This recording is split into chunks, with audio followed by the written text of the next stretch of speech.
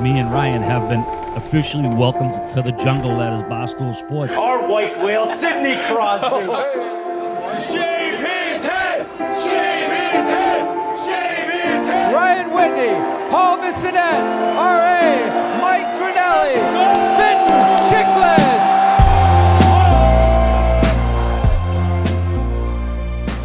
Oh my God.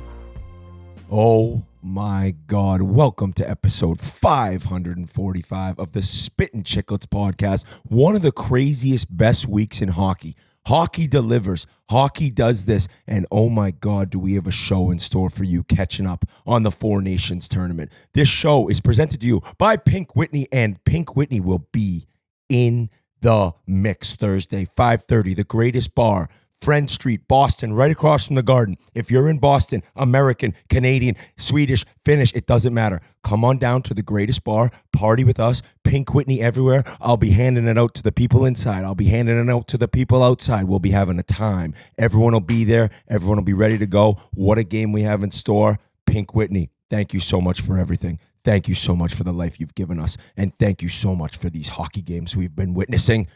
Biz, Keith, special guest Jeff Marek. I'll start with you, Biz. What are your thoughts right now, buddy? How you feeling? Oh, Canada. Oh, man. I cannot wait at a shot at redemption at you fucks. Wait, you were gloating that whole car ride home, white knuckling it. How would you know? You were asleep. I was not asleep for the whole 9 hours, but I thank you for getting me home safe to get to my appearance. And then I had a shit sandwich flight to Baltimore, Maryland. And then the next morning flew to Atlanta to do TNT last night. So it's been quite the journey. But like I said, I cannot wait for a shot at redemption. You Americans have gotten so cocky. You think hockey's your game now. We didn't even have Cale Makar. But all of a sudden, we're going to hear all the excuses when we fucking pound the shit out of you come Thursday because a few of your guys got the sniffles. It ain't going to matter. We got Makar, we got McKinnon, we got McDavid, and Crosby in the lineup, and we are going to light you motherfuckers up. We're not the 51st state. Fuck your tariffs, and stop complaining about the booze if you want to poke the bear. We're going to dummy you fucks. We were trying to help you out by making you the 51st state. Now, you know what? Fuck you guys. We're going to make all your fucking states provinces by the time we're done dog walking you come Thursday. I think it's going to be a fucking blowout. Okay, that's Biz, what I'm thinking. And the Leafs are going to win the cup every single season. I'll tell you right now, I've caught heat from you and other Canadians. Oh my God, do you not remember 2010? You won the first one. You didn't win the one that mattered. Yeah, I understand that. And there was a little part of me that said I wouldn't even mind if we lose an OT Saturday night because it is hard. It is difficult. Loser mentality. It is difficult to beat a team two times in a row. A team as good as Canada, it's very difficult. But the fact is that we went into Montreal, the greatest hockey city in the world. No one does big games better. We started the game off kicking the shit out of you guys. We bullied you around your country, around the arena. We went into the belly of the beast and smacked you in the face. Whoosh, whoosh, whoosh. And if you don't think after 9 years, as Matthew Tkachuk said, I've been waiting 9 years for this. If you don't think after 9 years, Americans are going to be cocky and just arrogant and just go fuck yourself, Canada, right in your house, we just smacked you, then you're crazy. I understand Thursday's a different beast. You got Makar back. But, Jeff, I'll go to you. You had to understand Americans would be pretty goddamn proud of that win Saturday night. Took you long enough. Like, it took you long enough to get here. Like, I'm telling you, like, I don't know about you guys. Like, at a time like this, I tend to go back and, like, watch old international hockey games and old Canada Cup tournaments and old World Cup tournaments and, you know, wax nostalgic about this 76 Canada Cup, which was my first one. I was too young for the Summit Series. It's taken you Americans long enough to finally get here. Fair. Now, I will say one thing. I did go back and watch Canada-USA from the 76 Canada Cup. It was a lot closer than Canadians want to talk about. This was like Robbie Ftorek and Mike Milbury and all the. It was a lot closer than Canadians want to remember. But the thing about all of this is, like, I don't care about teams. I don't care about countries. I just care about capital H hockey. Once upon a time, we thought international hockey was two teams. It was Canada versus Russia. And that's because the Soviets beat Canada in game 1 of the Summit Series in Montreal, where we all just were on Saturday. Now, Canadians like to think that game 8 was the one that mattered. That's the one. Henderson scores and Foster Hewitt has a horrible call that we all want to pretend is good. It was terrible. The Bob Cole call on radio was way better. But the real game was game 1. The Soviets beating Canada, the Montreal Forum, and they spanked them. That was the birth of true international hockey. And now the future of international hockey is no longer Canada, Russia. It's Canada, USA, and it's at every single level. Here's the thing with us Canadians. For decades upon decades, we stood gobsmacked that nobody else in the world loved hockey the way that we did, or embraced it, or loved it. And now the rest of the world is there, and specifically, America is there.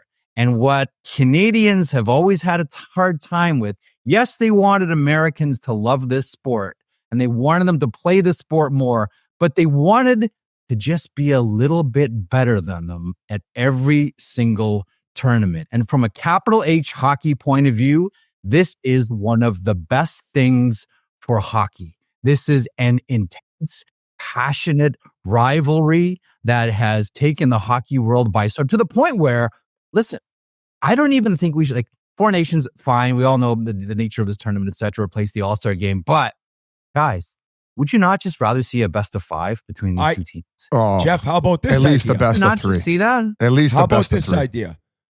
Actually, also, as you mentioned, like how it's changed, and it's just like a times they are a change, and the Bob Dylan movie just came out. And Jeff, actually, I'm gonna throw to you, Keith, after this. Get your response to this. Merles and I were talking. I go, all right, well, we need Russia back in the mix. They're out of the Olympics, but then the NHL owns this event. Russia will be in, but I almost just want 3 out of 5.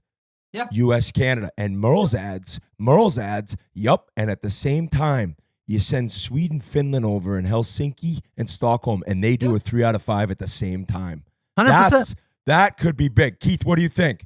I love that idea. It would have to depend on when it's going to be played, because like we've seen in this gauntlet of a tournament that guys are going down like flies. So it's, hopefully none of it is too serious, especially on the American side. But yeah, I think you'd have to plan this out where it's. I know you talked about Whip having it in the beginning of the season, but then it's like. Yes. Then you're still having the All-Star game, right? You're still having that weekend. I think this is a great way of kind of pushing the All-Star game out. I think you got to shoot the All-Star game to the fucking moon. The All-Star game might be dead. Yeah. This might bring it done. behind the shed. It's done. Right behind the shed. The NBA skills competition killed the NHL All-Star game. We're never going back after seeing that fucking debacle. Now, I'll also throw this to there. I don't want to discredit the value and what this game brought because it's a Four Nations kind of pop-up tournament. This, like, from an American standpoint, you guys not agree? This might be the top 5 biggest, most hockey moments in American history. Like that victory with the fights off the hop and what it's done to ignite people and their interest in hockey in the United States. It's all anybody on Twitter was tweeting about. You have to tip your cap to the players for buying into this tournament. Some people could look at it when it's done and over and done and be like, it's just a made-up tournament. These guys are responsible for putting on an absolute clinic. Obviously, the NHL and putting it on and setting everything up, but the players have bought in, took absolute pride in every single shift that they played in. And these are the guys that we should be thanking for the no escrow, because they are playing their absolute balls off. Good point. And they're putting on a clinic for the game of hockey. And I couldn't be more proud of these guys and what they have done, especially the United States of America. Would you put this as a bigger moment for USA hockey than losing to Canada in the gold medal game in 2010 for the impact that it's made? Impact-wise, yes. And I think that Twitter was very, very early. Like, it wasn't even 2010. It wasn't like everyone's checking Twitter, and it was huge. Like, I remember my buddies, like, it was enormous. Every bar was packed. It was a 3:00 start on the East Coast, noon in Vancouver, and it was wild. But with social media, this game did reach another level of eyeballs, at least, like of people being like, what is, like, there's no sports on NBA All-Star Game. What is this game? Oh my God, they're fighting. Wait, they're fighting again? Holy shit, there's a third one. And it's like, I think some people are like, wait, what is this? This is just like a mid-season tournament that really like doesn't mean anything. It is like an exhibition, but it's just national pride. And I think the fact that it'd been so long and McDavid hadn't been with Crosby, and Crosby hadn't lost a game in 25 games in 15 years, whatever it's been. And all of these things kind of came together, and it's just, hate to say it, it is this Canada-U.S. political beef right now that just had it completely pop off. And all of a sudden, the whole world is sitting around on a Saturday night talking about these guys trying to kill each other mid-season. It's like No Nut November and December 1 hits, and then boom. That's what it was. It was all this pent-up emotion from not doing best on best with all these guys. And like, and to go back to earlier in that day, like, there were rumblings that came out that the Kachuk said that they were going to turn the Bell Center upside down. And then after the game, it was awesome how they self-admittedly said, yeah, we had a text thread going on saying that the fucking Bash brothers plus JT Miller, they were planning on doing that. And then I don't know necessarily if Brady had it planned with Bennett, but after seeing his brother go at it with Hagel, and credit to Hagel too, man, like he had to step up a weight class there. Like Hagel's not a big guy. And you said they pumped him. I thought that was a draw. And I also thought that the Bennett fight was a draw. And yeah, he got the tackle down at the end. Jans, why the fuck you shaking it? Okay, can you at least agree that Pareko pumped JT Miller's eyes shut then? Okay. I would say overall between the three fights, it's a draw. That's a draw. When I say pumping, it was like we were the aggressors. Like we were noticeably the aggressors in that. Like our guys called out every single fight. Even JT Miller went in like a lunatic, started cross-checking. Horrible call there, by the way. Horrible penalty on JT Miller. But it was more that we just were in your house and we were starting everything. Which is why I can't wait for Thursday. We'll get into Thursday night. I think we'll go back quickly here, Jeff. I'll throw it to you because before we get to Saturday, we got to start at the beginning. And the question kind of remained like, what will this be like? What is this tournament going to be like? Wednesday night, Canada's starting against Sweden. Great matchup. And all of a sudden, it's like right off the hop, we got Mario Lemieux. Mario. And you could tell like something's different here. This tournament was so needed. And what happens? It goes McDavid to Crosby to McKinnon. It was like the dream start for Canada and the tournament was off. Like, what did you take away from Wednesday night? That they needed to play with more than one puck. Yeah. That had to say, can we lob a couple more pucks on the ice here because one's not enough for all these guys. First of all, my thought on the tournament going in is kind of how it remains now. Like this is a one and done. Michael Farber put it best. Michael Farber, legendary hockey writer, Sports Illustrated. He said, this is a tournament with no history and no future. We all know this is a one and done. Like when they hand out that trophy, you know where it's going to go after that the next morning? It's going to go not to the Hockey Hall of Fame, but to the Hockey Hall of Fame Resource Center. And it's going to sit there and it's going to collect dust. And 20 years from now, someone's going to find it in some corner, all wrapped up in newspaper and go, what was this? Does anyone remember what this is? But the one takeaway from the entire tournament, they're going to go like, oh yeah, that was that tournament where we saw 3 fights on a Saturday night in Montreal. That's what they're going to take away from, regardless of what happens on Thursday. I think that's going to be that is going to be the moment of this tournament. So I looked at the tournament and said, I don't like the tournament, but I hope I like the games. And it's true. I don't like the tournament, but I like the games. If the States win it, they might make a movie about it in 25 years. I just wanted to throw that out there because it's the only thing that they're going to win moving forward if they possibly do. Just throwing that out there. Back to you. Can I jump on that for one second? Because listen, I know we sort of joke about it, like, okay, making more movies about 1980, and that's great. I still think that the United States should do more about 1960 and the original Miracle on Ice. But nonetheless, like there are these galvanizing moments. Like Canadian hockey is just consistent. Kids play hockey. Like that's it. It's part of the culture. But what we've seen with the United States is like there's these eruptions that happen where all of a sudden everyone pays attention to hockey and then everybody wants to play.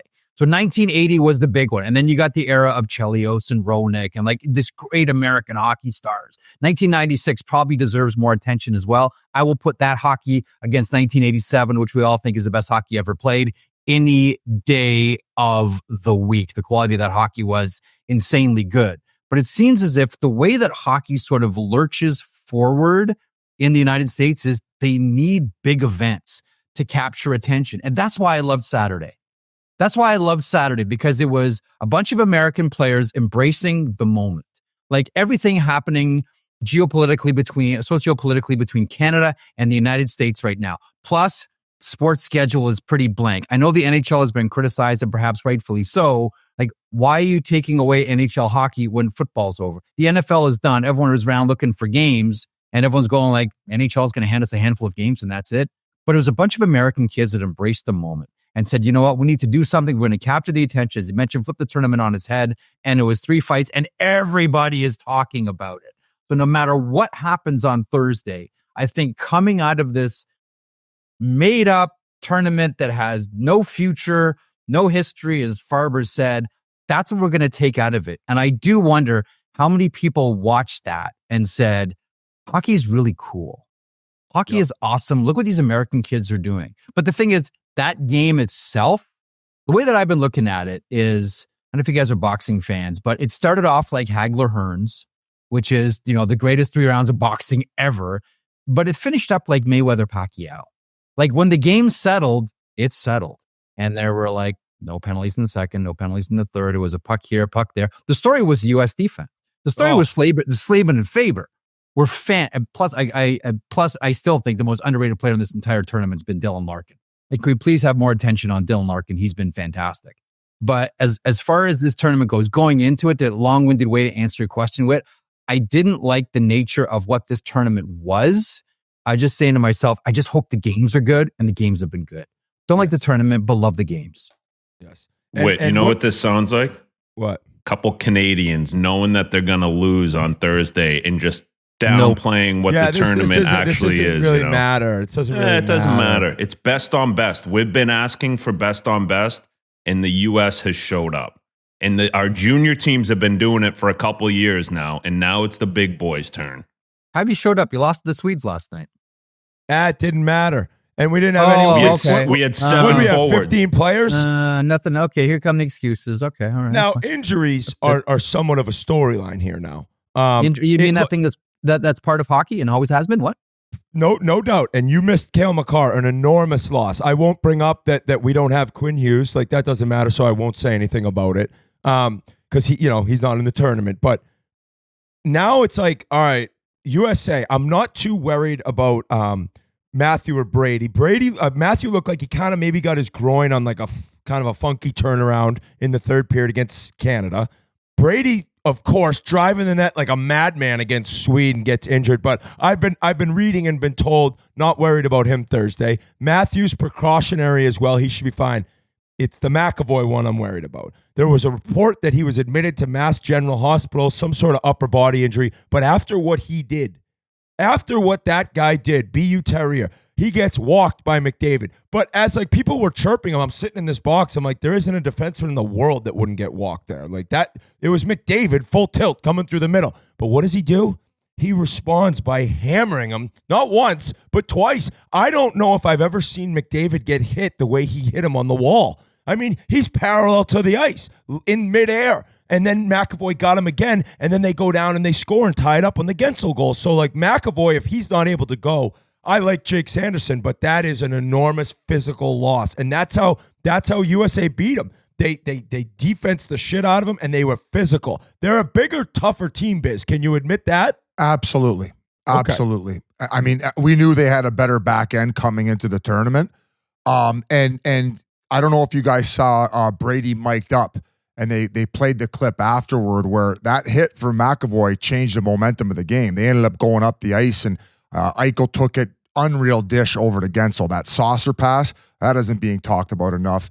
Kind of a weak goal by Binnington, but as Brady said on the bench, that hit changed the entire momentum of the game, and I felt like USA really gained their confidence. And going back to your McAvoy comment, like to have like the mental toughness to get walked like that and then to respond and have the game that he did, not a lot of guys can do that. They would have been mental midgets the whole time. I know I would have been. I would have been thinking about getting posterized all over social media about getting walked by McJesus.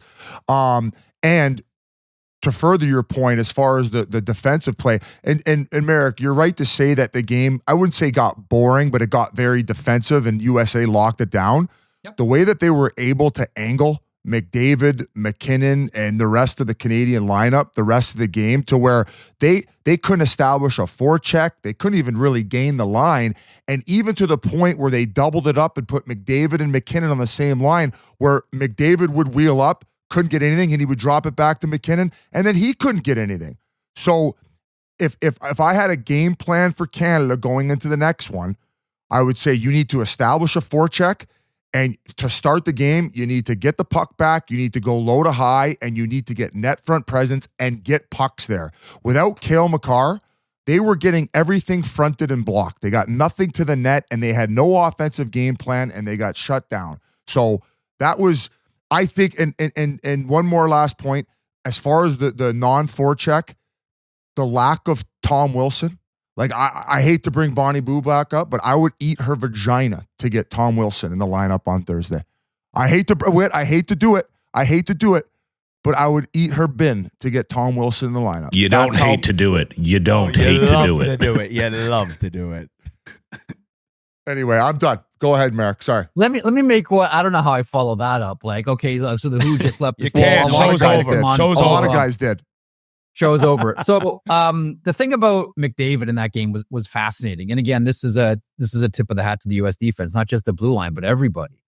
The one thing that I took away from Saturday with McDavid was Leon Draisaitl and Zach Hyman are incredible because they can get inside McDavid's head. And they playing with someone like McDavid, even for like elite guys, it's got to be so hard. He's so fast. He's so creative. You got to expect the puck. Like at times where you shouldn't have to expect the puck. And the fact that Leon can read him perfectly is fantastic. The fact that Zach Hyman can read him perfectly is incredible. I don't know that I've seen McDavid have to skate so far or take more strides until an option appeared for him. Like, McDavid, he grabs the puck and he starts scanning. And every time he would do that, and of course he's moving his feet, there's nothing. Like, he's got no options. And it's like, okay, I'm moving, still no options, moving, still no option, moving. Like, to me, that was one of the great stories that we probably don't talk about coming off of Saturday. They took away everything from him. And then McAvoy's hammering him. Like, really, this was a Picasso that they painted against McDavid. Sure, there was the one goal and okay, it happens, like whatever. But like the way that they completely shut down all of his, I've never seen, I don't think, McDavid have to take more strides than he did to find options, because he finds options fast. And all I can think about is like, man, Draisaitl's even better than I thought he was. Man, Hyman's even better than I thought he was. How do you get inside the mind of Connor McDavid? If you're any of these, but now Braden Point seemed to have it, but again, they're playing against Finland. They're not playing against USA. And also the fact that Hyman, like when it is being closed off at the line, if McDavid dumps it in, he can hound it down. Like, who's going to go get your puck for you, right? He's going to hound it out, get it back, establish position. And I also felt that they were forcing way too many plays through the middle. Like, USA wasn't having none of that fluff bullshit through the center of the ice. Good sticks and lanes. Everything was getting picked off and turned the other way. So lot of good things from the Americans, boys. Yeah, I'll say watching America, got to see him in person, Canada and Sweden. And in last night's game, it was, there wasn't much there. But Jacob Slavin, like being on Carolina, they haven't got to a cup final, but you don't really realize till you watch. He is one of the fastest players on the ice. Like, and I'm not talking just forward skating, skating backwards. He might be the best skater in the league, including Makar. Like, I couldn't believe the gaps he was able to have on guys that, like, you got to back up. You got to give him the line, some of these guys. He was still able, his stick, his feet, Faber, oh my God, didn't know that much about him, watched him, realized how good he was. But those two together, like, that is a true shutdown pair. And it was incredible to see them match these McKinnon and McDavid speed, like, with ease. And they had great sticks. I felt like Saturday night, there was probably 8 to 10 plays where, whether it's any of the Canadian forwards, McDavid, Point, they're throwing pucks through the crease that a lot of times are like tap-ins. No, USA's kind of picking them off. Great sticks all night.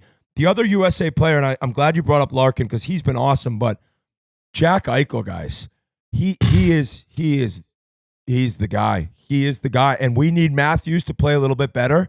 But Jack Eichel, oh my God, you watch the sauce to Gensel. You watch him carry the puck. Watching him skate in person is crazy because it's like 3 strides. He is the longest, most powerful strides. Then he's gliding around. He's great defensively. He's competing like a bastard. He wrung one off the post against Sweden on the power play. Like when he's on the ice, the game goes through him. A true superstar in the game. And I think that he's kind of taken a step defensively where maybe it's Cassidy, maybe it's winning that cup where he's like, I'll sacrifice being a 110-point guy. I'll be an 80 to 90-point guy, and I'll dominate on the other side of the puck, too. He's been incredible. Well, even in last night's game, just going to last night's game, the hit that he had on Leo Carlson coming back on the back check, he took away a goal. I don't know who had the backdoor tap in, but he went all the way back down the ice and closed the gap of.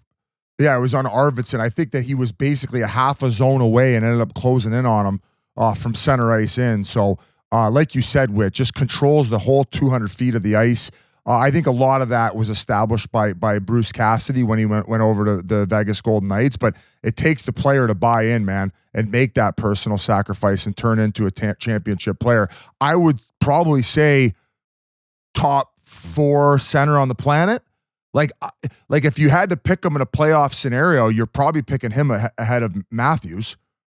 Yeah. He's proven it. Yeah. So who's ahead of him? You got Crosby, Barkey, you got McDavid, and then McKinnon. And I would put. I compared him to Sasha Barkov. I think he's just as good defensively. You know what? Let me follow that because I threw out Yzerman there a second ago. Like that's exactly what Steve Yzerman did. Like if you look at the history of Steve Yzerman, okay, I'm going to put up 120 points. But we're golfing early. Oh, here comes 130 points. Yeah, but we're golfing early. And it wasn't until he made like the full team defensive commitment, all of that the Red Wings start winning Stanley Cups. And the thing about Yzerman too was much like Jack Eichel.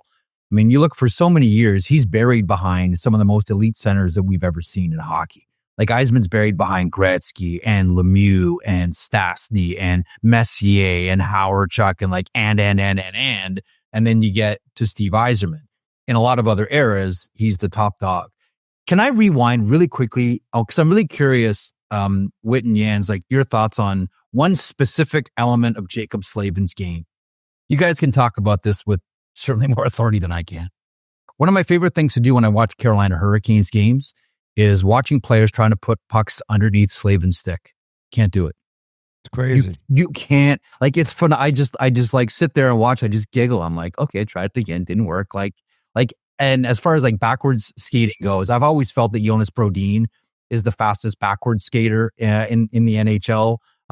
Curious who you guys think is, because I think that should, if we go back to skills competition here, I think fastest backwards skater would be a fascinating one to watch. Like how many guys could actually skate faster backwards than they can forward. Yeah, I've always felt that Brodin was the best one. But just a thought on like, there's one specific skill from Slavin, guys, like trying to get pucks underneath his stick. Like anyone that plays Carolina, you play USA now, like you just realize you can't do it. It's not getting through you. You can't get pucks under his stick. It's fascinating. Yeah, it's like that Lidstrom effect. Like he's not overly physical. He's not going to kill you every single shift, but his stick is just so good. And I think he does a really good job of baiting guys where, he'll give you the triangle and then take it away, or, he'll keep his stick in tight. I think his vision when he's playing defense of knowing where the other guy is, say it's a 2-on-1 or he's in the front of the net for a backdoor tap. And I think his vision of seeing the other guy and where he expects the puck to go is just elite as elite can be. So that would be probably the biggest thing for him. And you can't sauce it over him either because he's picking it off. And you're right. There's just no way to get it around him unless it's a POP type thing where that Biz loves to call out. We've seen a few of them. I know. We've seen that a one few last night was not a POP. What do you mean? The Werenski over to Kreider?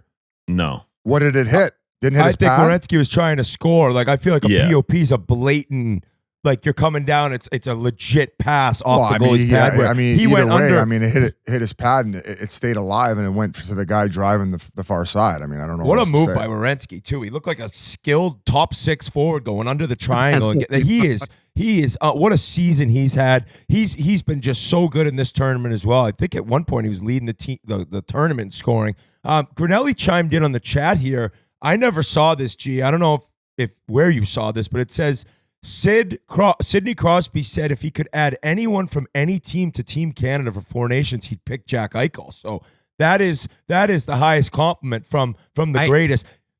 That's a funny way to pronounce Hellebuck. Can you say that again? Okay. Interesting you bring up Connor Hellebuck because that is my pick, and I'd like to hear you guys, and maybe you all agree.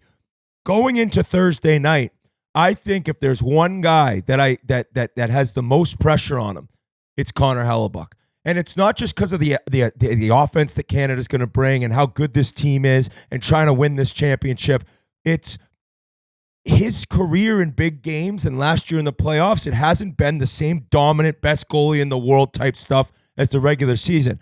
He had that game Saturday night. Now he goes in Thursday. If he does it again, you can't tell me that doesn't lead into something this spring for the Winnipeg Jets. So I don't know, Keith or Biz, do you want to say who you think has the most pressure on him in this game, or do you agree with Hellebuck? Yeah, from the American side for sure. I would probably put Marner for Canada. I know he had a big goal in overtime the other night, but I thought when the going got tough against the States, I didn't notice him at all. Didn't necessarily notice him that much in the Finland game either. I just think from a big game perspective, he has to show up, especially knowing it's going to be a physical playoff style game. But yeah, I would say for Hellebuck in how the last 2 years have gone, I wouldn't necessarily put the 2 playoff series that they've had against really tough teams on him, but he did get lit up pretty bad and didn't really have an answer for that compared to his regular season numbers. So to be probably the best goalie in the NHL over the last 5 years. That's what Henrik Lundqvist labeled him as. I would say that, yeah, he's probably got to win at least one big one in order to gain confidence for moving forward. And, of course, for next year for the Olympics, right? Because it's not like there isn't competition in net of guys trying to take his job. I mean, you got Ottinger, you got Swayman. Like, there's probably like 1 or 2 other American goalies that are like top echelon goalies. So they're flourishing in that position. So, but he's been solid so far, and it's not a flashy. He doesn't play flashy. He's just big. He's always in position, lets the puck hit him. Kind of reminds me a little bit like Carey Price. Like I didn't feel like Carey Price really relied too much on athleticism. He was just very good positionally. He actually, Henrik Lundqvist described it as him playing a little bit deeper. So he's just, which means that you're a more confident goalie. You get that extra split second to rely on your reactions. And he plays a little bit closer to his goal line. So just a hell of a run he's been on right now. I think he's first in basically every statistical category as far as goalies are concerned come regular season. So let's see if he can get it done. If I'm Canada, like I said, a lot of pressure, a lot of bodies to the blue paint. And now that we got Makar, who's able to walk the line like Shakira, and find those lanes to the net, you guys are fucked. That's it. You guys are fucked. We went from a question about Hellebuck to you guys are fucked. We're fucked. You guys are fucked. Yeah. You guys are fucked. Brady, Matthew, the most marketable players in the NHL right now, like with the Mighty Ducks and the Bash brothers being brought up, and like this is the father at some point is going to be a Hall of Famer. That's undeniable. He scored 500 goals. The fact that he gave birth to those 2 kids should put him in the Hall of Fame. I saw a tweet. I don't know if it was Pete Blackburn, like.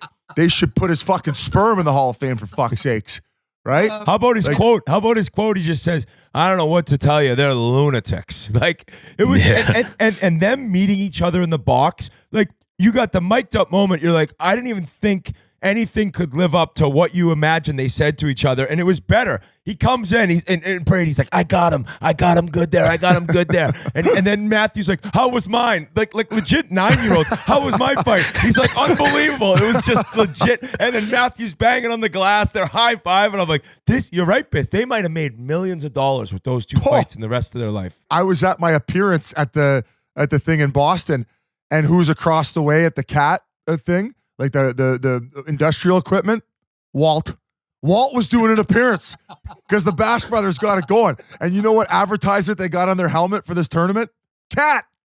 So they're all bought in right now. He's going to be doing fun. They're going to be doing Dunkin' Donuts ads with Matt Damon and who's the other one? Ben Affleck pretty soon, for fuck's sakes.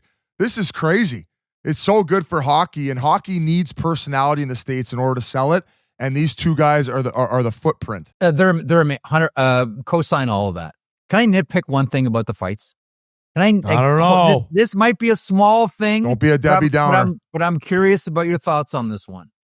We all loved it. I loved it. It was great. It drove attention. Everyone tuning into this game. We're talking how much about the players taking charge of this tournament. They're all in 100%.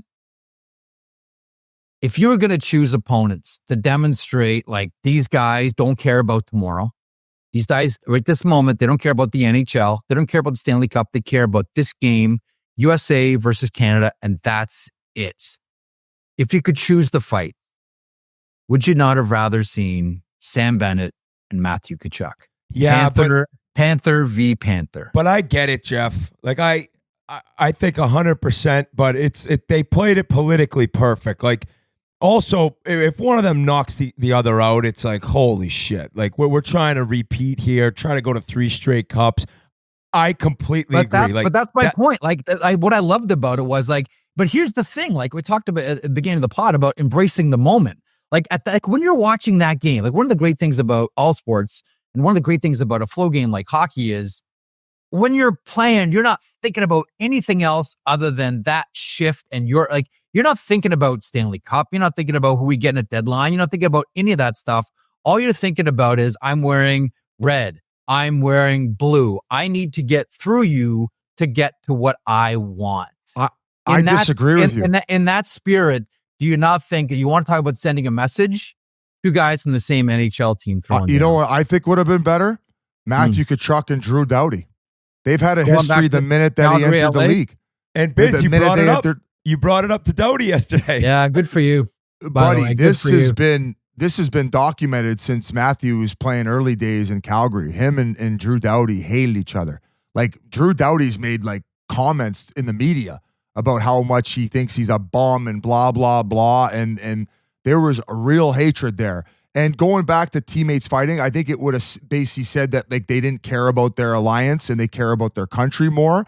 But I actually thought it was perfect at the fact that his teammate ended up fighting his brother right after. So to kind of, the fact that was what followed up, it kind of like, I guess, kind of go back to your point where I would rather him not have fought his teammate and that ended up the way that it was. But the reason I asked Drew Doughty that is because I think that there's a possibility that we see fireworks next game again. And it even brought up the point on the ride home where I think that we were talking about the 3 minutes that I was awake for that drive is I don't think the NHL needs the Olympics in order to sell best on best anymore. And in fact, I believe that if you fight in the Olympics, you get kicked out of the game. Now, I love the fact that it was organic. Do I think that it necessarily has to happen in the finals in order to make it exciting? No. But moving forward here, like, why not play by the rules that the NHL establishes, considering they're using the NHL's resources in order to draw a lot of attention to the Olympics? What's the best Winter Olympic sport? Like hockey. Bobsledding. Hockey going away. Well, besides bobsledding. That downhill skiing when they're going 100 is pretty electric. Okay. But it's not hockey. It's not It's hockey. definitely hockey. I think figure skating probably gets the biggest ratings. Sure, Really? but it's kind of like the dream team scenario with the Summer Olympics where it's like the NBA players going over. And now with what just happened at this tournament, I would imagine there's a lot of eyes on hockey at the Olympics. If I'm the NHL, I'm asking them to say, give them a 1 fight rule, 1 fight in a game without getting kicked out double IHF style. That's what, if I'm the NHL, I'm asking them in order to get that implemented for next year's tournament in Italy.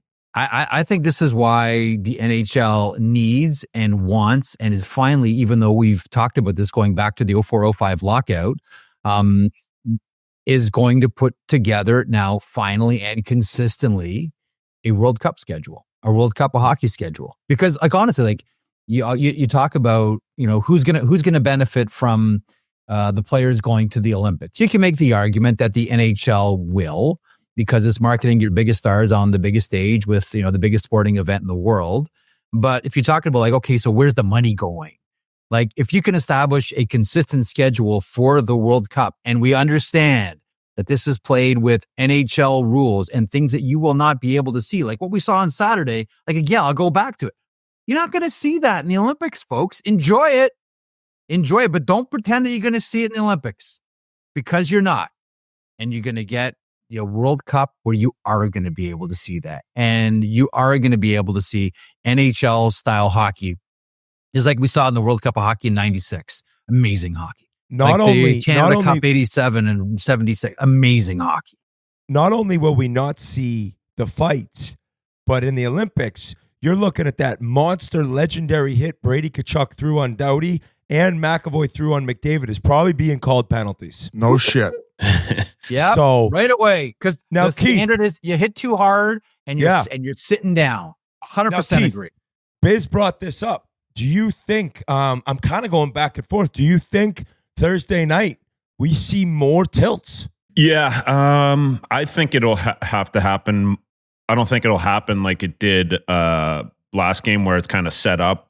I think if we do see it, it'll be more organically, like a hit or a scrum in front of the net. But where it's set up like that, I don't think so. I think these guys want to win that game. But obviously, if something happens during the game, guys are willing and able to fight. But I think just talking about the fighting too, what was the team a couple of years ago that USA put together to try to bully the Canadians? Remember they had like Bacchus and was that Ryan 2014? Kessler.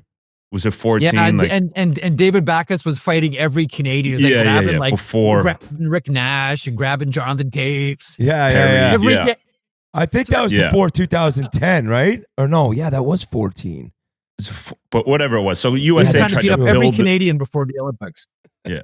USA tried to build a team to, bully the Canadians and beat them up. But the thing that I like about it this year is it's the superstars. It's Matthew Tkachuk. It's Brady Tkachuk, JT Miller and obviously the Canadian guys as well. It's not guys that are just out there to fight. These are the guys who are impactful players during the tournament and during every game. So I think that's been a great part of the game is just the how much they want to play for their country and whether it's fighting and scoring, they're willing to do it. Can I jump in on that? I think this is a really important point that we need to pause on, because what Jens is talking about here is what hockey used to be. And if you look historically at hockey, like the enforcer role, the fighter role, like the designated slugger really didn't come into hockey until, John Ferguson in the mid 60s with the Montreal Canadiens, like the dedicated policeman. If you talk to any of the historians, you talk to any of the old timers, they will tell you that for the majority of the history of hockey, the best players were also the toughest. Gordie Howe. Yeah. It was Rocket Richard. It was Ted Lindsay. It was like these were the guys. Like, yeah, they're like 1, 2, 3 in scoring, and nobody wanted to go near them because they were also the toughest. Like, I look at the Tkachuks and I say, like, they have new school skill and they have an old school mentality. Where once upon a time it was like, no, I'm here to score 100 points. I'm not going to, these gloves stay on. Thank you very much. Like, this is old school, guy. Like, this isn't old school. This is from the school they burned down to build the old school. That's the throwback that the Tkachuks are, right? Like, that is it. That is like, Rocket Richard is going to be the first to 50 and he's going to lead the league in penalty minutes and nobody wants to go near him. Like, that's what the Tkachuks are. Like, what we're seeing is a complete throwback. And I'm with you, Whit. I'm with you, Biz. I'm with you, Yet. Embrace these guys.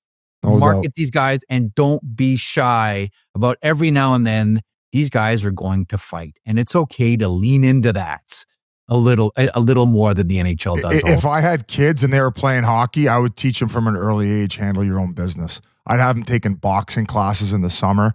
Fuck that, man. A guy wants to slash you, try to take advantage of you. You fucking handle your own business and cave his face in. So I just love, like, I'm envious of that. That's something that right now I don't think that Team Canada has on their team. That's why, to me, Tom Wilson was such a massive, massive miss. And another thing too is you talk about handling your business like offensively too. I think Tom Wilson has more goals than like half of the Canadian forward roster. I think he's got more goals than McDavid right now. I'd look at him as a penalty killer, like not just like there for physicality, but also to kill penalties. And he can kill skate. penalties Like, and intimidation, man. Intimidation is a fucking thing. Look at what Florida's done the last 2 years. They've intimidated, and they've done so as a group. So more of that, Canada, please. Like Arby's been barking that from the mount. What's that?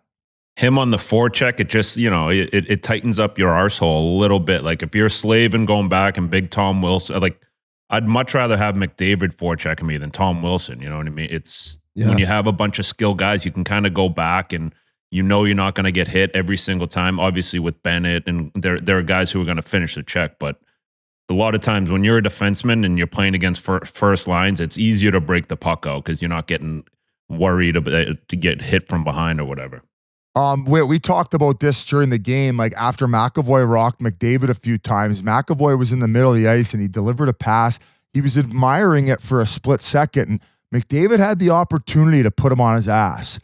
And you could see that he thought about it and then bailed out of the hit. What did you think about that? I was a little surprised, more than anything, because I figured McDavid would be so pissed off after getting hit like that. And that was after the second hit. Right. That you'd think, all right, I'm just going to run him no matter what. And then it turns out that you're kind of coming across the ice at him as he's like looking down a little bit before he passed it. I think he fumbled it a tiny bit. And he gave it the flyby. Now, who knows? Like maybe he's sore, maybe something's hurting. But like, yeah, it's more my thought of like, I thought he'd be so furious that he'd got not once, but twice hit by McAvoy that he would have at least put the shoulder into him. And that was kind of like, wow, that was like a good sign for USA that they are physically dominating. The only reason I asked Keith about fireworks Thursday night is because of what I brought up before. Like the U.S., yeah, and Biz, you're right. They were great fights. Awesome fights. Hagel, I had no idea how tough he was, but with the U.S. being the aggressors, it's like I'm wondering if Canada's like, no, we're going to start some shit. And that's why we might see some they started everything. Fuck that. But Biz, you mentioned it. They don't have that roster buildup. Right? It would have to be a guy that you did not see it coming. Like maybe Cirelli would do something, but none of these guys are like fighters the way the Kachucks are and JT Miller's willing to. But I am wondering if Canada cares or even thinks about the fact that like it was US being the big bad bullies and we want to shut that narrative up, or is it completely like we're just going to win this game? Fuck them. I don't think they have the toughness to combat it. I do think that Konechny being in the lineup as opposed to I think that Jarvis has been solid, but it seems like that's the odd guy out if Konechny goes in. Maybe I'm mistaken. Yeah, I think that would probably be the swap out. I know we've been kind of long-winded about Canada-US, and that's all anybody wants to talk about. Did you guys want to maybe touch on Sweden and Finland a little bit, or is there a few more points you guys want to bring up? Go ahead. Guys, it's Whit here, and I want to talk to you about DraftKings. The NHL season and Four Nations is going right now. We're in the middle of the year.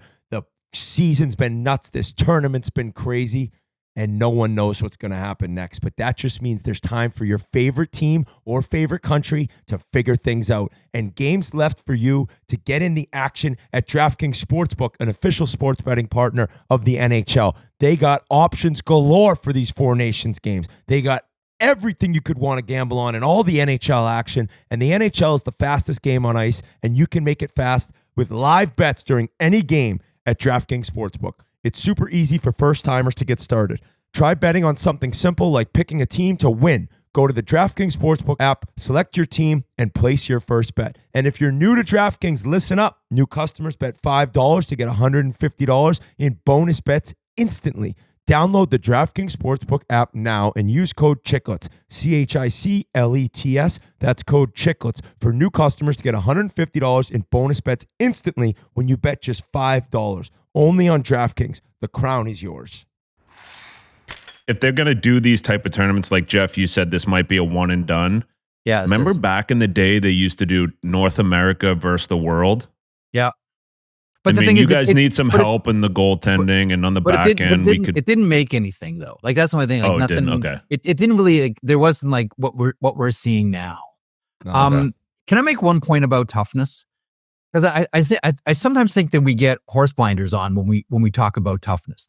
Like when it comes to hockey, to me, there's two types of toughness. There's like physically imposing your will on someone. I am going to dominate you, and you're the protruding nail, and you are going to get hammered down. And that's one type of toughness. And generally, when we say toughness, that's what we think about. There's also another kind of toughness, and that is, this is maybe winking at McDavid and McAvoy. There's another kind of toughness here, and the toughness is to go out there and get pounded and not change your game. Like the toughness to not get intimidated out there. Like I grew up a huge Boreas Salming fan and saw like the Philadelphia Flyers like attack and mug and assault, and half the team should have been incarcerated. Like just do like horrible things. Like even more recently, like you look at the Sedins. Okay, look at the Sedins. Look at how much they got punched and kicked and slashed and cross-checked and butt-ended. Did you ever see them change their game? No, never. And they never changed. Crosby never changed that too with him. Like to me, and maybe it's just a matter of age. I'm getting old. I don't know. But like to me, I look at that and I say like, to be able to endure that and not change how you play, I don't know, man. I think there's a lot to be said for that. I really like, there's that kind of toughness. Like guys, like how many times did like you guys get like mauled in the corner and you're like, you know what? Can't let this change my game. Can't wilt. And it's your brain and your body, and your brain saying bail and your body saying no way, or maybe it's the opposite. But like there's two kinds of toughness here. Like it's a very Canadian spirit to just endure something as opposed to impose something. Right. So maybe this is like a true American Canadian dynamic where the American dynamic has always been conquer and the Canadian dynamic has been endure. And maybe that's why this version of the Canadian-US matchup is really resonating with people. Well, that's why they weren't effective in game one, Jeff, is they didn't really take punishment below the goal line and getting to the blue paint. They were just getting worked. They were getting boxed out. So taking those cross checks to the spleen and pissing blood the next morning is something they're going to have to do in order to get the Hellebuck.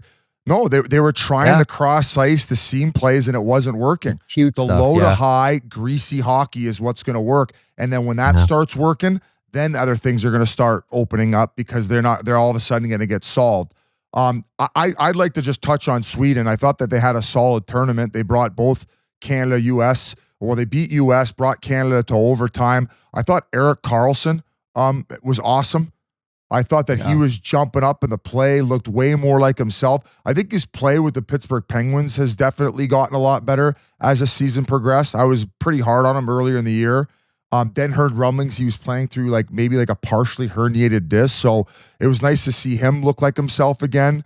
Some other bright spots. Eriksson Ek. Yes. Like he's unreal. Like he's fucking that one-hand play he made in front of the net when he was battling. I don't think it was in the game against the States. I think it was actually against the Finns, wasn't it? Where he made that play and just all over the ice, great screens, playing physical.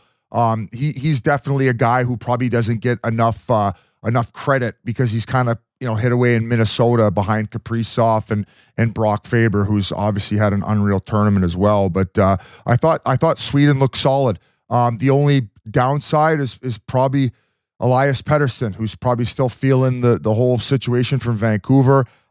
Played under 10 minutes in that last game. No points. Just not good. Not good, boys. Looked invisible. That's going to be puppy. That's going to be the takeaway from Sweden. Like I'm glad you brought up Eriksson because I thought he had a fantastic tournament. I thought, listen, Sammy Ersson, good on him. It's been a tough season for Ersson, but man, did he show up yesterday. Ersson was fantastic. I'm glad you mentioned that. But when it comes to Sweden, all anyone's going to talk about is look, Elias Pettersson didn't piss a drop. He had a really, really tough tournament and everybody noticed, wherever he goes because of everything that's happened. And I still do wonder whether, the injury and the lack of off-season training because of it is still dogging him. But at the end of the day, the story coming out of Sweden is, I don't know if anyone thought that magically he was going to turn into a different player in this tournament, but whatever dogged him before is still dogging him now. I was telling Biz, I've watched so many Leafs games. They're just a fun team to watch. The storylines, the high paid players, it's awesome. And every single time I watch them, I kind of fall more in love with Nylander's game. Oh yeah. This guy, the creativity, the skating, the silkiest hands you could see. like he was just as good in this tournament as he's been all regular season. And if he could have got Pedersen going, or somehow he was going, or Zibanejad was going, it's like Sweden had a great chance, right? They should have beat Finland. They had the lead. They had a 1-goal lead. They kind of let that piss away. All of a sudden, last night's USA-Sweden game means so much more with all the things that could have happened. So, yeah, Biz, it's funny. Like they didn't move on to the championship, but they played some good hockey without getting any contributions from guys they really needed to show up. And I also take away from Sweden, and I know he didn't play against the U.S., but ever since Ekholm came over to Edmonton, you're like, Jesus Christ, this guy's good. Kind of like Slavin, actually. Like you watch Slavin, and like, you know, Ekholm will end up 35 to 42 points, but it's the defense. And I think a little more physical than Slavin is, but same type thing where great stick. You don't see him get beat one-on-one. And then it was just awesome watching him play. It was Carlson's the guy where it's like, man, it's gone so bad in Pittsburgh, right? He wasn't the guy they needed. It was kind of a forced trade. All of a sudden he's there. They have Letang. But God, if you could somehow move on from him and he can go to a good team, like he could go to a team, and I have no clue if this would ever happen, but he could go to a good team and dominate the playoffs. Like he still looks like his skill and skating. Like if you can just hide him defensively a little bit on a better, deeper decor, Carlson is still that good of a skater and a passer that he's got game left. It's just right now in Pittsburgh, there's nothing there. And it brings me to another point that I'm wondering, and this is kind of what everyone was discussing in Montreal, is do these games and that intensity and this rivalry with the U.S. and how much these things matter, does this at all change Crosby's mind about finishing out in Pittsburgh? That's kind of what we're wondering. And I know we've brought it up all the time, but maybe going to these games, he's like, holy shit, like, I kind of forgot what it's like. This is cup final type atmosphere. Like, I don't know if I could finish it out in Pittsburgh. It's happening. Finish it in last place. Biz thinks it's happening. It's happening. I will beat that drum till I'm fucking blue in the face. Till I'm Bonnie blue in the face. Yeah. Guys, before we go any further, I need to talk to you about Body Armor, the amazing sponsor, the best sponsor in the league, the best water in the world. And now the Flash IV. This episode is brought to you by the Body Armor Flash IV. Body Armor Flash IV is packed with electrolytes and provides faster and longer lasting hydration with no artificial flavors, sweeteners, or dyes. With great tasting flavors like strawberry, kiwi, and tropical punch, Body Armor Flash IV gives your body the rehydration it needs to recover. It's exactly what I needed after Montreal, a crazy city, a crazy trip, and a ridiculous ride home. Thank God for Body Armor Flash IV. Gee, what flavor are you crushing over there right now? Crushing the fruit punch. So what I learned tropical punch. This is fruit punch right here. We got the fruit punch right here. Flash IV fruit punch. And so I learned that when you're traveling, when you fly, you get dehydrated. So my new thing is to bring a Flash IV on the plane with me. So you bring it on the plane with you. You drink it throughout the entire flight. You land. You feel refreshed. You feel amazing. So yeah, I love the fruit punch. Also cucumber lime flavor, another great flavor. So Flash IV, it doesn't get any better than that. I'm a strawberry kiwi guy. And yeah, for people who don't know, I guess Grinelli, I don't know, is 9 years old and didn't know you get dehydrated when you fly. So if you want to have some drinks on a flight, if you have one beer, it's kind of like having two if you're up in the air. So make sure you have your Body Armor Flash IV. Mix that in during the flight. You'll feel way better when you land and when you wake up the next morning in the new city. So trust me on that. And if you want to get your Body Armor Flash IV, get it at your local 7-Eleven or on Amazon today. Easy to order, easy to get into your house, and then makes your body feel great. Body Armor Flash IV. I'm a strawberry kiwi guy. I love it. G loves it. Biz loves it. We're so thankful to Body Armor. Everyone, right now, go to a 7-Eleven or order on Amazon today. As far as Finland's concerned, what a pickup for Dallas, boys. Granlund looked good. Granlund looked good. Only making $4 million on the books too. What do you think of Rantanen, Biz? I thought he was very, very strong in the game against Sweden. Powerful, fighting guys off, good cutbacks, good in the ozone. In the last game, thought he was okay. I don't know how much health was affecting him coming into the tournament.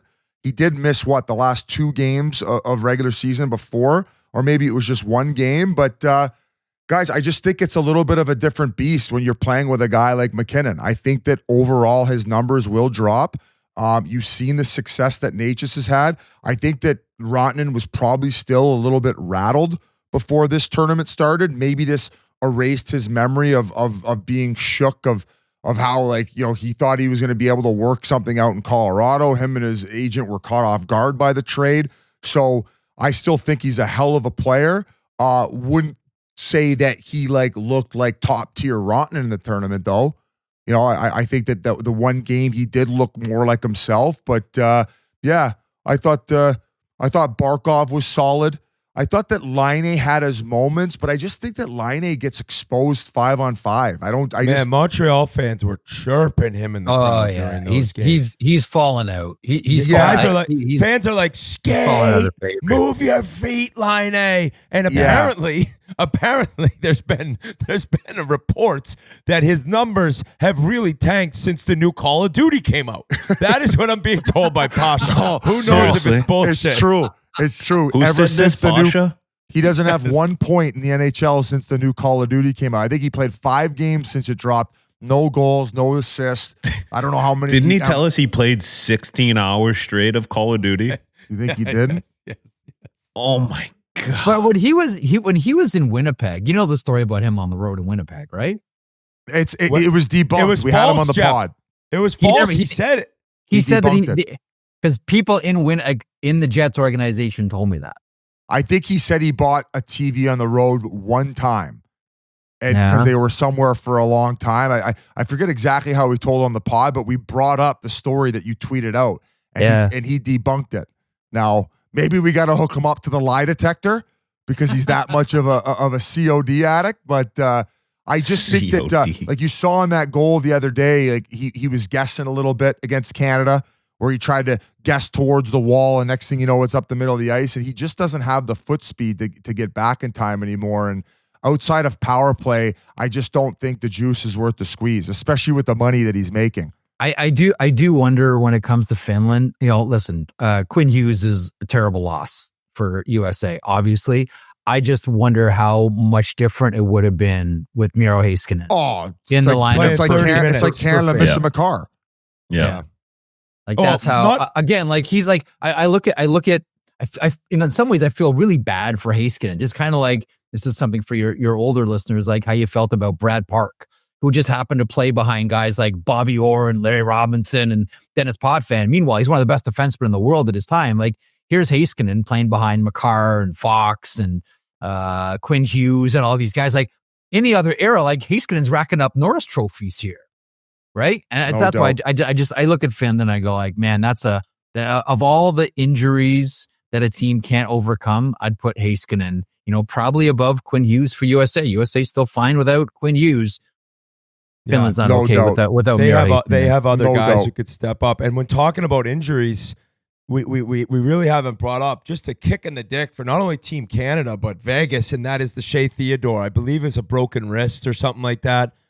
Just braces himself for a hit and nothing at all. And that just sucks. I saw him. He had a brace on his wrist at the Garden yesterday walking around, but it's like, man, you got Petro bowing out before the tournament, and then you got Makar missing that game against the U.S., and then you got Shea Theodore out. So you got to understand, like, for American fans saying we're missing Quinn Hughes, like, they're missing a bunch for Canada. And Shea Theodore, the only thing I'll look at is that maybe Vegas ends up doing it again, and they stick him on LTIR, and they grab somebody else, and it somehow works out in their favor. But a bummer for him to be playing a big role for Team Canada in the first game of the tourney going out. They might get Sid. Sid said he wants to play with Eichel. Busy. Start it now. Busy. How mad do you think Nathan McKinnon would be if he went to the Vegas Golden Knights? I bet he wouldn't talk to him and train with him in the summer anymore. He'll move from Cole Harbor or wherever it is. Yeah. He'd flip.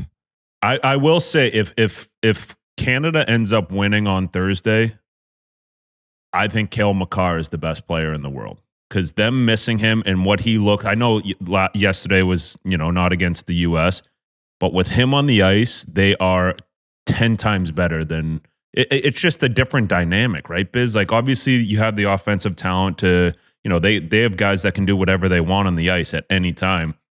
But when you have him in that offensive zone, wheeling around and Devon Taves just kind of knowing where to go with him and moving him along, it is special to see. And if they somehow figure this out and win that game on Thursday, even if USA isn't healthy, I'm marking him as the best player in the league. Yeah, that was to me one of the biggest difference in that game against the U.S. is when they did go low to high, there was no threat from the blue line.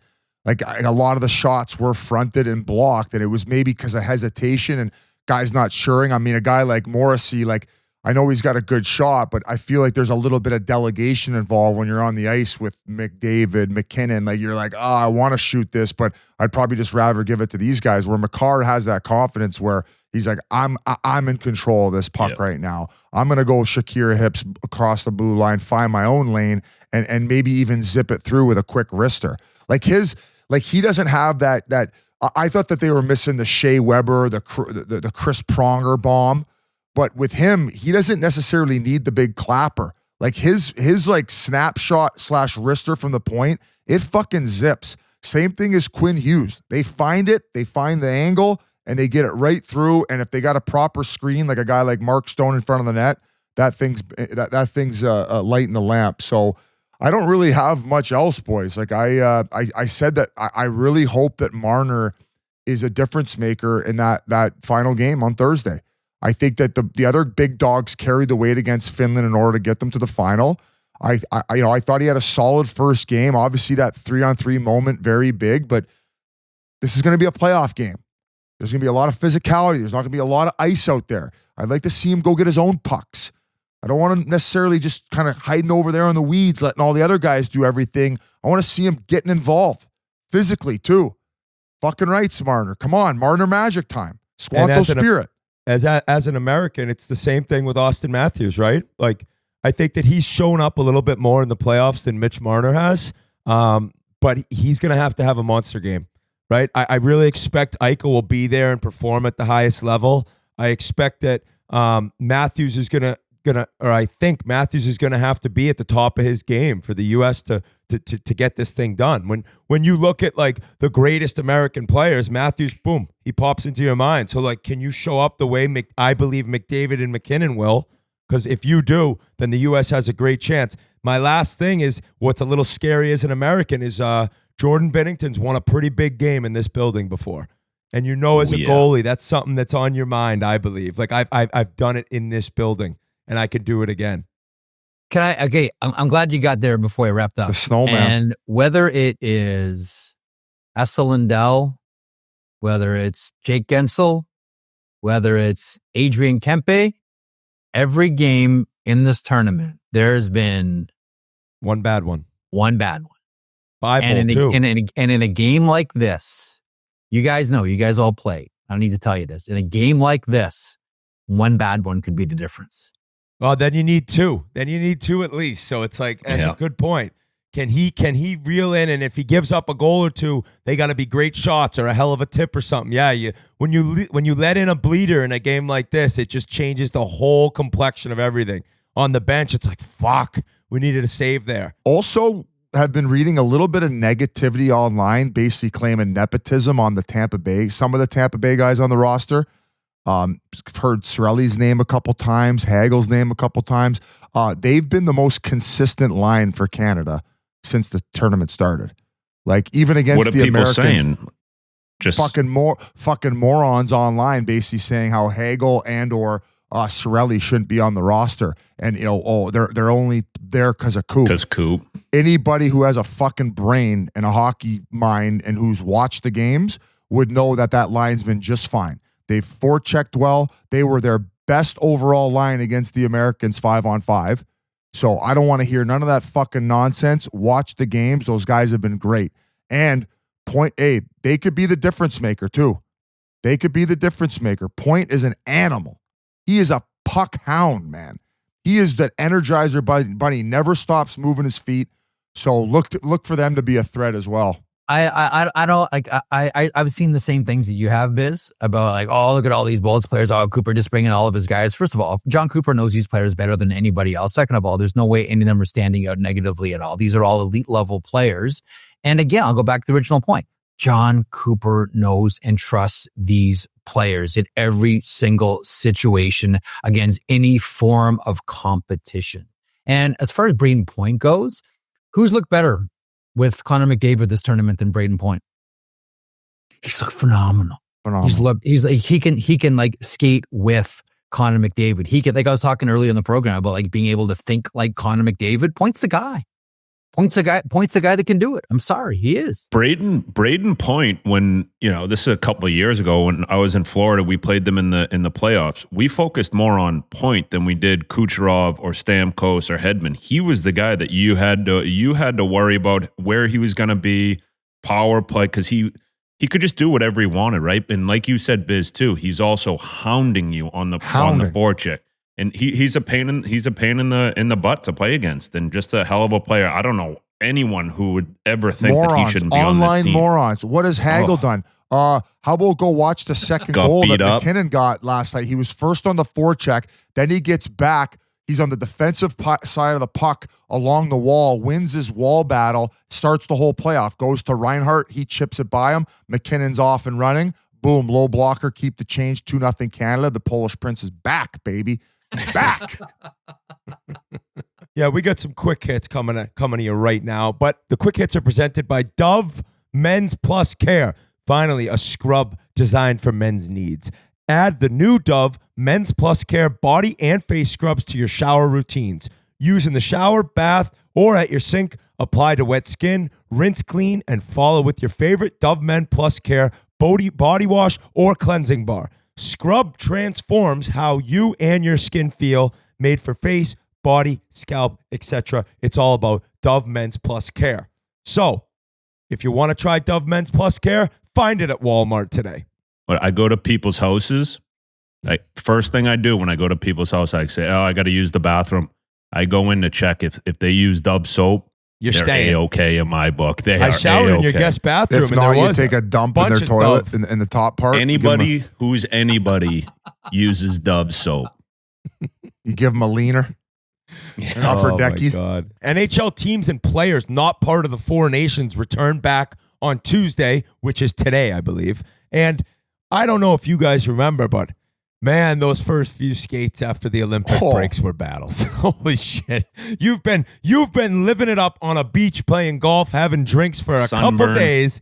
You get the little sunburn going, the gear hurts, and you get back, and that first skate's always a bagger, too. It's like, welcome back, boys. Again, Herb Brooks style. So we'll see how guys respond. Yeah, remember when I came back after, I think it might have been Olympic break, I went to Cabo.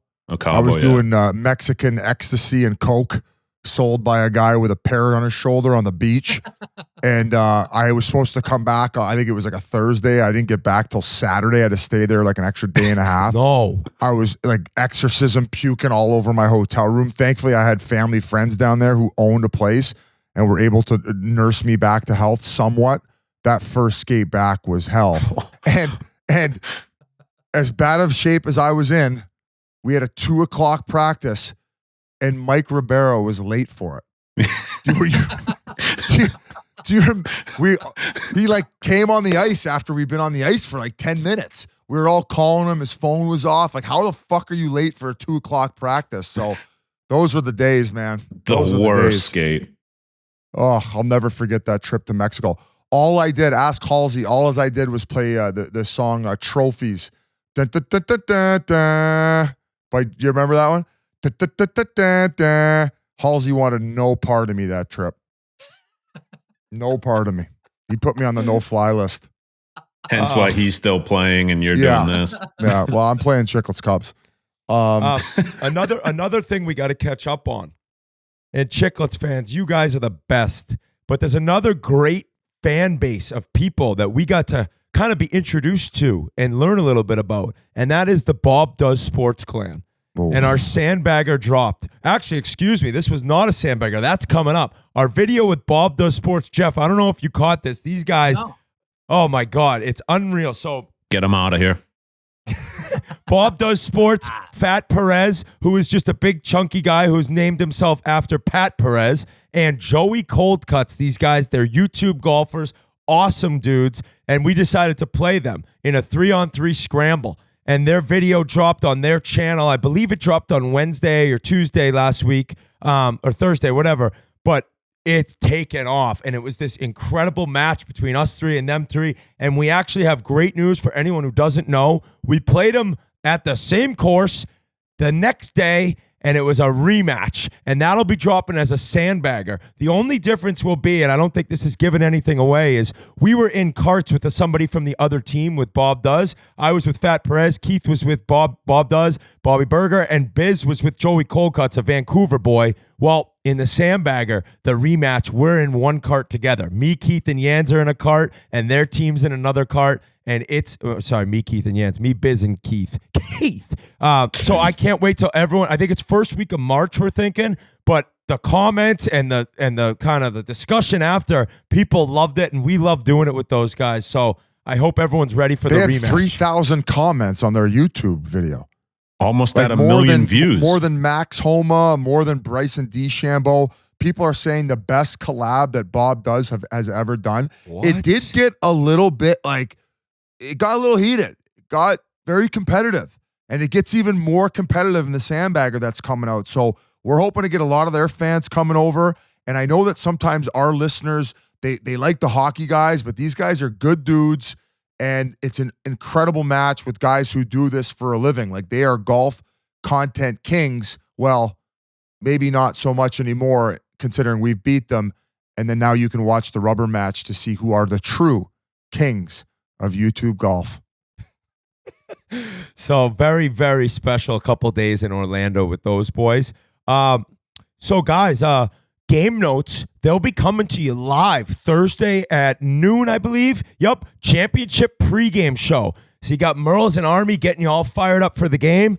5:30, the greatest bar right across the street from the Garden. I think it has the chance to be one of the most electric Pink Whitney parties we've ever had, based on what's going to happen a couple hours later. Also, Biz, I wanted to mention, and I have it right here ready to read. Oftentimes since this show began, we've had fans reach out at different times, and it kind of makes you appreciate like what we're able to do so much based on the reaction we get from certain people that listen to the show. And it's like so gratifying and so cool for us to help out people in a way that we're just kind of having fun talking hockey, like good friends catching up every week, and to have it affect people in positive ways is the best feeling we can have. So Biz was sitting in the Delta Lounge, I believe, at the airport, and a guy came over and dropped off this letter. I'm going to read it to you quick because Biz sent it over to the guys. He said, "I listened to you guys when my life was falling apart. Just having the pod on in the background made me feel like I was back in the room. At sometimes I was as bad as it gets with mental health, family, booze, etc. Since then, I've quit drinking 2+ years now, and me and my family, wife and 2 little girls, have made it out the other side, and we're doing great. You guys will never know how much comfort and support I got from just having the pod on and bringing me back to a good spot. You and Whit and all the boys saved my life. Sorry to bother you on your day off. Thank you, Nick." And Biz made it clear to us, reading something like that, man. He's got it right there. I'm sorry, Yeah, I should I have got the let you letter read it, but here. we would have been here for 3 weeks. You don't know how grateful I am. I'm more grateful that you read that than driving me home in a snow blizzard for 9 hours. Okay, but yeah, he came up and he started talking to me. And keep in mind, I had every flight canceled or bumped back all week this last week, and he came up in the Delta Lounge and I was leaving, and then he handed me the note. He said, "Just make sure you read this." And when I finally boarded my plane and read it, I was like, God, man, I texted the boys. I said, "This is why we do it. This is why we do it." We're so grateful to get our buddies together and talk hockey, and the fact that it has this impact on people. We just, we're grateful. We're grateful that you guys listen, and we're grateful that we can also make an impact on your lives, how little or how big. And Nick, we love you just like the rest of you, and I'm glad to hear that you got things turned around, and I'm sure your family is definitely grateful as well. So thank you to all our listeners. We love you guys, and for you American listeners, it's going to be a tough Friday morning when I'm gloating in your face. Actually, I will say this too. I don't think it'll happen, but I hope it does. When Thursday night goes down and that Canadian national anthem begins, I think it would be unreal if the place went bonkers for it. I really do. Like Chicago? I think we would look like the better people. We would look like the true adults. We're not going to boo your anthem. This is about hockey. This is about two great nations facing off against each other. And I think that the Americans in that arena should be pumping up the Canadian anthem and remind those Canadians who booed our anthem, this is not what we do. That would be an ideal situation for me, and then get a little louder for the national anthem for America. I agree. And I would never boo the American anthem, guys, based on what your country has provided me, the people that have sacrificed in order to provide the freedoms that I've had in the country of the United States. Just on the Canadian side of it, Jeff, you could probably have my back on this. I think that French Canadians are maybe a little bit more sensitive, especially to when Americans and your president joking about making Canada a 51st state. I think we take that to heart. I think that given we've been such friends for such a long time, and all of a sudden the idea of imposing these tariffs and the amount of financial pain it would cause Canada, I think it just created a lot of hostility when I didn't think that there needed to be any. And that was probably the reason for the boos. Jeff, you can hop in here. So that was first of all, I think that would have happened in any province or territory. Just the nature of the nature of this administration talking about essentially annexation of Canada, the tariff issue as well. Here's the one thing that, and again, like I would, as a Canadian myself, if I were there, I would not have booed. That's my choice. I would not have. But then I'm the guy that doesn't like anthems before games anyhow. But the one thing I remember you telling me that. You always I hated that. hate it. I hate it. You know, Olympics is fine, World Championships, whatever. But like just random sporting events on a Tuesday night, like no, we don't need it. But here's the one thing that I've been trying to bark about since this all got caught up into hockey. Canadians don't hate Americans. Like I really hope that Americans, like our friends, speaking as a Canadian here, don't think that this is Canada venting at America. All of a sudden, we hate Americans. We don't hate Americans. We've been neighbors. You don't hate anyone for decades. Well, I mean, listen, we hate ourselves a lot more than we hate anybody else. And you guys know Canadians. Like, don't to everyone, you know, every American watching or listening to this, like Canadians do not hate Americans. That is that moment that you saw on Saturday, as distasteful as it may have been to any American watching that, please don't think that Canadians hate Americans. We don't. And I can safely say, I can speak on behalf of the majority of Canadians and say, we don't hate Americans. That is vented at one very specific person and one very specific issue, right? Like, we're neighbors, we're friends, we've helped each other, we've played with each other and against each other, we fought with one another in international conflict after international conflict. We've always been two countries and two peoples that have always had each other's backs and have always supported one another. I don't think that Canadians, like the issue that they're booing about. But I don't think that this is a situation where all of a sudden Canadians have decided now we hate Americans. We don't. We don't hate Americans. We just want respect. We want respect. And I think, again, like Biz, like I think that is just Canadians venting at one very specific person over one very specific issue. And it just happens to be the person that holds the highest office in the United States. We're also a little bit more sensitive. And the 51st state comment, I just think it was unnecessary. Am I going to fucking boo an anthem because of it? Absolutely not. I actually think that it provided a little bit more spice to the game. Yeah, and I hope now that things are moving forward, I hope that there are no tariffs and I hope that there's no more conflict. I hope we could just move on from this and have treated it what it was. Like, what I got a kick out of, what did make me laugh is I kind of saw Senator's Twitter being like, all right, we cannot boo the anthem because Brady Tkachuk is obviously a very proud American. This could drive him out of town. Like, I saw different Sens Twitter being like, okay, boys, like, we cannot do this anymore in Ottawa. So, what a special night we have in store, guys. This is why we do it, to get to witness best on best, Canada, United States in Boston. Probably the best city in America to do this game. I can't wait. I know you guys are all so excited. I can't wait to see you guys and watch this game. And Jeff, as always, we appreciate you coming on. What do you got? Really quickly, as you sign off, one thing that I wanted to make sure that I mentioned: the first time that I heard about this podcast, or that this podcast was going to be a thing, was during the World Cup in 2016. When I was working with Ryan Whitney, we got to know each other. And Whit, first of all, couldn't believe that. You have tattoos? You smoke weed? Holy shit. Like, what the hell? I never thought, like, but we started talking about, because I was doing the pod with Freege, and you were asking about podcasts. And you're like, yeah, I'm thinking about doing, you remember that way? Like, there's some of these conversations walking back to the hotel from then Air Canada Center. And to look what it's done now, and to hear you read that letter from a couple of seconds ago, like, honestly, guys, like, the hardest thing to do in media is to build a community. People have tried, many people have failed. But what you guys have done, and like that letter proves it, like how much of an effect you have on people's lives. I don't think you go into any show thinking that you're going to have that effect, but just the idea of finding the others, the power of recognizing people that feel that they as much as they love this sport, they don't really have a place in it. You've built a community where all these people now all of a sudden feel like they are a significant part of it. Don't ever undervalue that. That is the hardest thing to do in media. Make a vibe, make a community.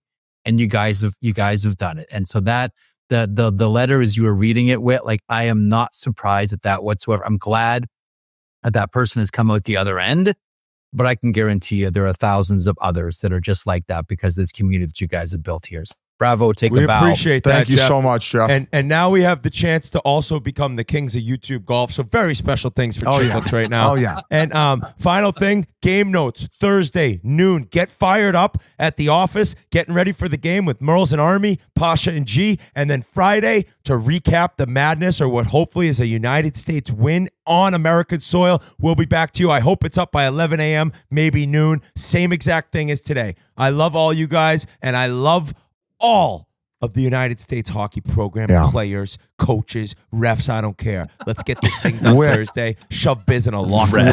Wait, can I clear up one little thing before I have French Canadians tweeting at me? I am French Canadian, and also my mother was born in Chicago, so I do have a little bit of American. Oh, he's trying to say he can win no matter what Thursday. What do you know? I'm talking about this conflict that's going on. I want peace. Biz Switzerland. Oh. He's got 19 favorite teams. Half my family's in Livonia, Michigan. Can I get part of this win if USA wins? I'm not asking for part of the win. I'm Canadian. I'm saying, stop saying it's the 51st state. Or actually, when we win Thursday, we're going to change all your states to provinces. Say. Oh, Love you guys. Bye. End it. Home and native Bonnie Blue. Oh, that's a loss for you guys. Nice. No, that's a loss. End it. No, it's not.